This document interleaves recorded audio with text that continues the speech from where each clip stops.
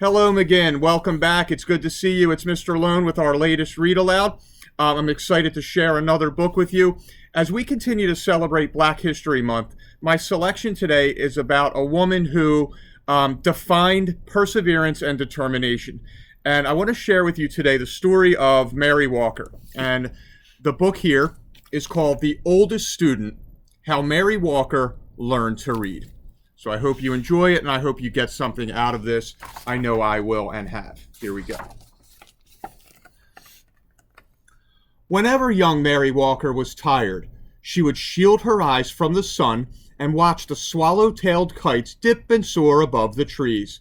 That must be what it's like to be free, she thought. But Mary didn't watch for long. Even at only 8 years old, she knew the first rule of the Union Springs, Alabama plantation she lived on: keep working. She knew the second rule, too. Slaves should not be taught to read or write, or do anything that might help them learn to do so. Mary didn't stop working. She didn't learn to read either. But at the end of each long day picking cotton, toting water to Papa and the other slaves who chopped wood for the train tracks, or helping Mama clean the big house, she would lie in her little bed next to the crumbling fireplace and think about those birds. When I'm free, I'll go where I want and rest when I want, and I'll learn to read too.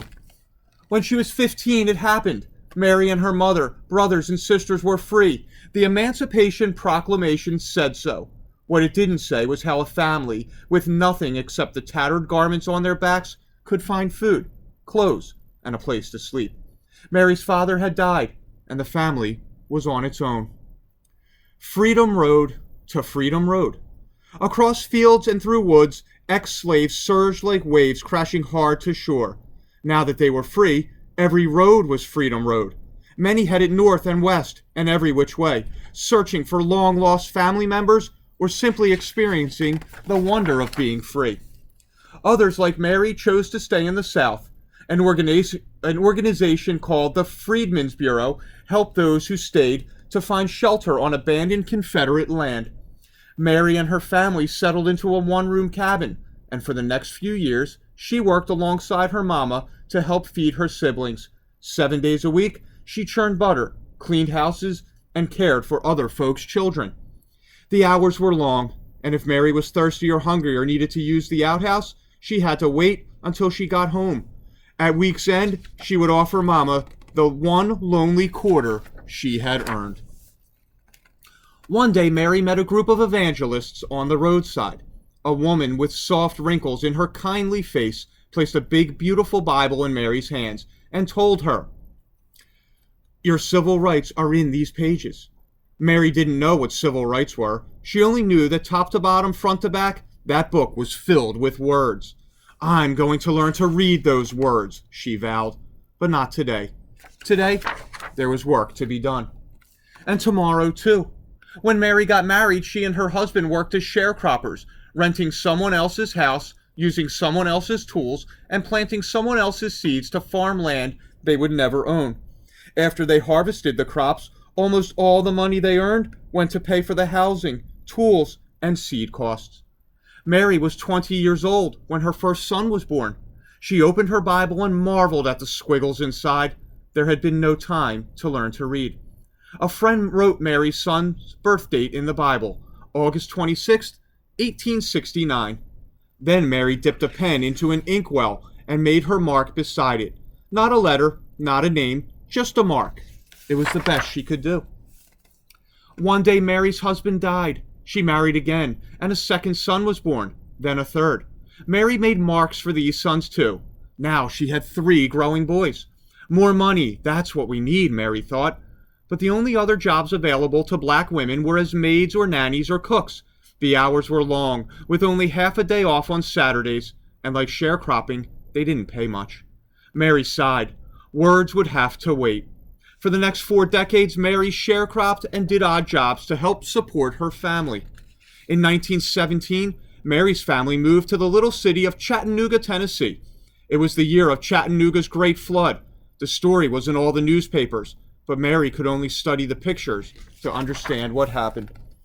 By now, Mary was 68 and too old to sharecrop, but she continued to work, cooking, cleaning, and babysitting. She also fried fish, baked cakes, and sold sandwiches to raise money for her church. On Sundays, she would sit in the congregation, and as the preacher spoke, she would clutch her family Bible, the Bible she still couldn't read. When Mary was well past 90, she and her husband sat in their creaky rockers while one or another of their sons read to them. After the two younger boys died, the eldest read. Then Mary's husband died. Several years later, her eldest son passed away too. He was 94. Mary had outlived her entire family. She was 114 years old and alone. "Can't read," she said. "Can't write. I don't know anything." Mary stood at the window of her retirement home and gazed down at the world below.